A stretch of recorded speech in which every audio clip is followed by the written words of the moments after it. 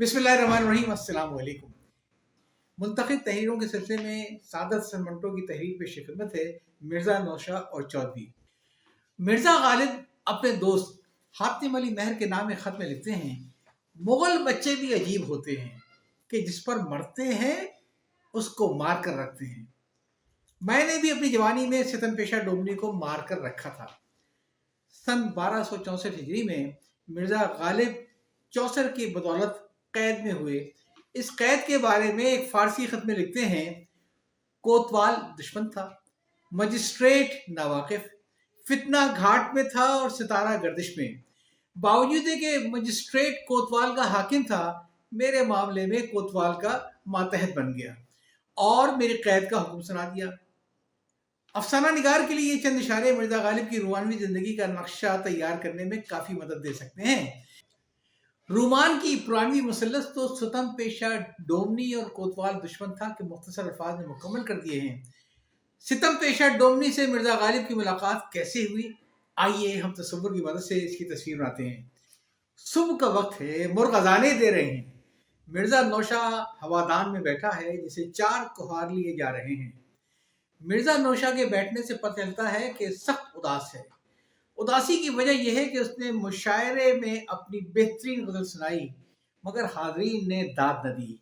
एक फ़कत नवाब शेफ्ता ने इस कलाम को सराहा और सदरुद्दीन आज़ुर्दा ने उसका हौसला बढ़ाया, लेकिन भरे मुशायरे में 2 आदमियों की दाद से क्या होता है। मिर्ज़ा नौशा की तबीयत और भी ज़्यादा मुकद्दर हो गई थी जब चंद लोगों ने ज़ौक़ के कलाम को सिर्फ इसलिए पसंद किया कि वो बादशाह का उस्ताद था। मुशायरा जारी था, मगर मिर्ज़ा नौशा उठकर चला गया।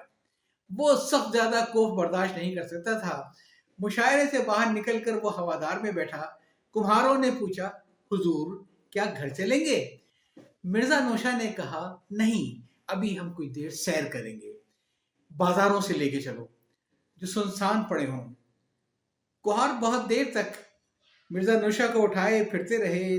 जिस बाजार से भी गुजरते वो सुनसान था। चौदवी का चांद डूबने के लिए नीचे झुक गया था। इसकी रोशनी उदास हो गई थी। एक बहुत ही सुनसान बाजार से हवादार गुजर रहा था कि दूर से सारंगी की आवाज आई।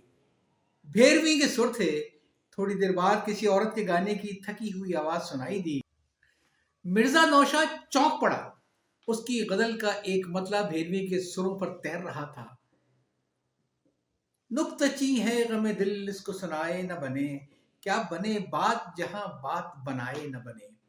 आवाज में दर्द था, जवानी थी, लेकिन ये मतला खत्म होते ही आवाज डूब गई। दूर एक कोठे पर मलका जान जुबाइयां ले रही है। चांदनी बिछी हुई है जिसकी सिमरटों से और मोतिया और गुलाब की बिखरी हुई और मसली हुई पत्तियों से पता चलता है कि नाच की महफिल को खत्म हुए एक अरसा गुजर चुका है। मलका जान ने एक लंबी जुम्हाई ली और अपना ज़ईफ़ बदन झटक कर अपनी सांवली सलोनी बड़ी बड़ी से आंखों वाली नोची से जो गौतकी पर सर रखे अपनी उंगलियां चिटका रही थी, कहा कि जब न तब तू इसी की गजल गाएगी। नौची मुस्कुराई। उसकी बड़ी बड़ी सी आंखों में चमक पैदा हो गई।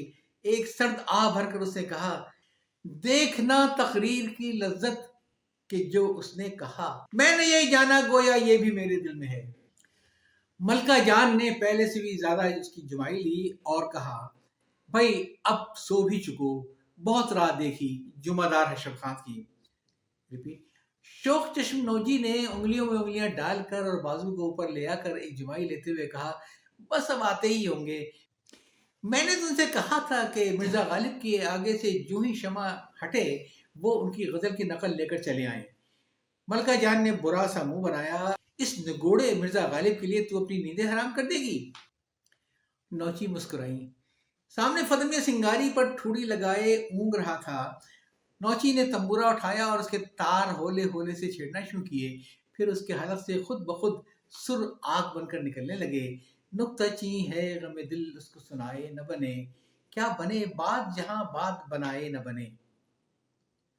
नतन भी एकदम चौंका, आंखें मुदी रही, लेकिन सारंगी के तारों पर उसके गज चलने लगा। मैं बुलाता तो हूँ उसको मगर है जज्बे दिल, उस पे बन जाए कुछ ऐसी कि बिन आए न बने। गाने वाली की तस्कीन न हुई, चुनांचे उसने शेर को यूं गाना शुरू किया, मैं बुलाती तो हूँ उसको मगर है जज्बे दिल, उन पे बन जाए कुछ ऐसी कि बिनाए न बने। मलका जान एकदम चौंकी। उसने नौची को इशारा किया, वो भी चौंक पड़ी। सामने दहलीज पर मिर्जा नौशा था। मलिक जान फौरन उठी और तस्लीमात बजा लाई। नौची ने भी खड़े कदम ताजीम दी, ये जानकर के शहर के कोई रईस हैं। मलका इस्तकबाल के लिए आगे बढ़ी। आइए आइए, तशरीफ लाइए। ज़हे किस्मत के आप ऐसे रईस, मुझ गरीब को सरफराज फरमाएं। आपके आने से मेरा घर रोशन हो गया। मिर्जा नौशा ने हुस्न मलीक के नमूने की तरफ देखा। नौची ने झुक कर कहा, आइए इधर मसरत पर तशरीफ रखिए। मिर्जा नौशा जरा रुक कर बैठ गए और कहने लगे, तुम्हारा गला बहुत सुरीला है और तुम्हारी आवाज में बहुत दर्द है। न जाने क्यों बेखटक अंदर चला आया। क्या नाम है तुम्हारा, पूछ सकता हूँ? जी, मुझे चौधरी कहते हैं, नौची बोली। मिर्जा नौशा मुस्कुराया, यानी आज की रात। चौधरी मुस्कुरा दी। मिर्जा नौशा ने कहा, बड़ी खूब गाती हो। चौधरी ने हस्बे दस्तूर जवाब दिया, आप मुझे बना रहे हैं। मिर्जा नौशा को मजाक सूझा, बनाई तरकारी और सब्जी जाती है, तुमको थोड़ी बनाया जा सकता है। चौधरी को कोई जवाब देना ही था, चुनांचे उसने कहा, खूब खूब, ये भी खूब। मैं बनी बनाई हूं, अल्लाह ने मुझे बनाया है।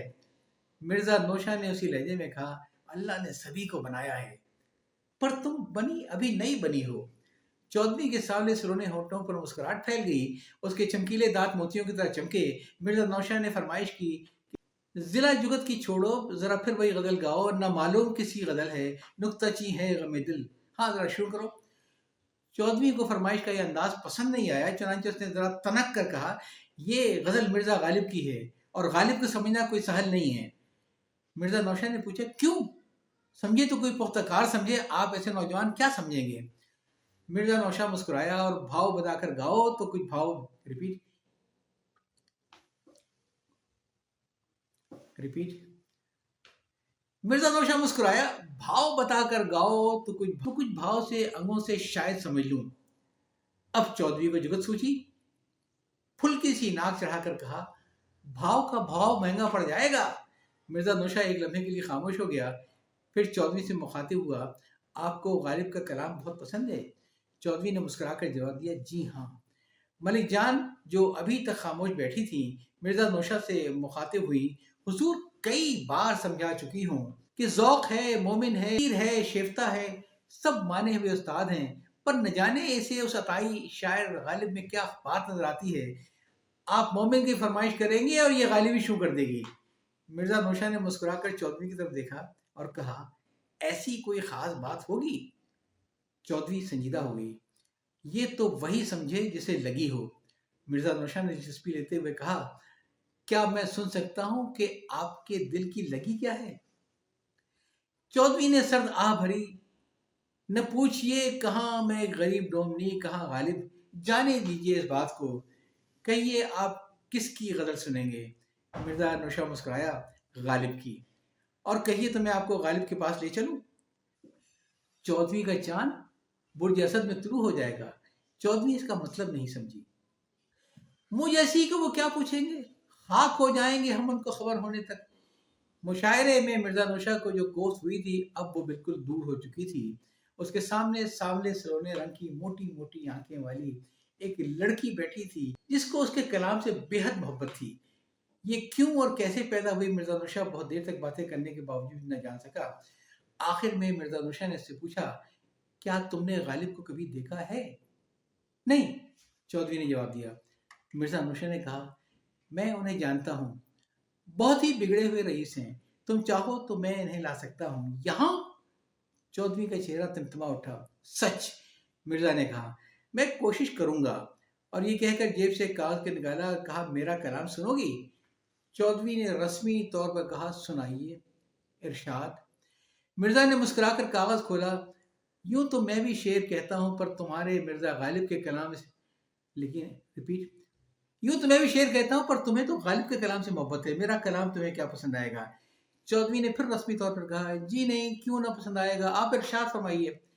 मिर्जा नौशा ने अभी इस कागज के दो ही शेर सुनाए होंगे जो उसने मुशायरे में पढ़े थे कि चौधरी ने टोक कर पूछा, आप इस मुशायरे में शरीक थे जो मुफ्ती सदुद्दीन आजरुद्दा के यहाँ हो रहा था? मिर्जा नौशा ने जवाब दिया, जी हाँ। चौधरी ने बड़े इश्तियाक से पूछा, गालिब थे? مرزا نوشا نے جواب دیا جی ہاں۔ چودھری نے اور زیادہ اشتیاق سے کہا کوئی ان کی غزل کا شعر یاد ہو تو سنائیے۔ مرزا نوشا نے افسوس کا ظاہر کیا اور کہا کہ اس وقت کوئی شعر یاد نہیں آ رہا ہے۔ اس نے اب مذاق کو زیادہ طول دینا مناسب نہ جانا، ایک گلوری چودھری کے ہاتھ کی بنی ہوئی لی اور خاص دان میں ایک اشرفی رکھی اور رخصت چاہی۔ کوٹھے سے نیچے اترا تو سیڑھیوں کے پاس مرزا نوشا کی مڑبھیڑ جمعہ دار حشمت خان سے ہوئی جو مشاعرے سے واپس آ رہا تھا۔ حشمت خان اس کو دیکھ کر بھونچکا رہ گیا۔ مرزا نوشا آپ یہاں؟ مرزا نوشا خاموش رہا۔ حشمت خان نے معنی خیز انداز میں کہا تو یہ کہیے کہ آپ کا بھی اس وادی میں کبھی کبھی گزر ہوتا ہے؟ مرزا نوشا نے مختصر جواب دیا فقط آج، اور وہ بھی اتفاق سے، خدا حافظ۔ یہ کہہ کر وہ ہوادار میں بیٹھ گیا۔ حشمت خان اوپر گیا تو چودھری دیوانہ وار اسی طرف بڑھی، کہیے غالب کی غزل لائے؟ حشمت خان کی سمجھ میں نہ آیا کہ کیا کہے۔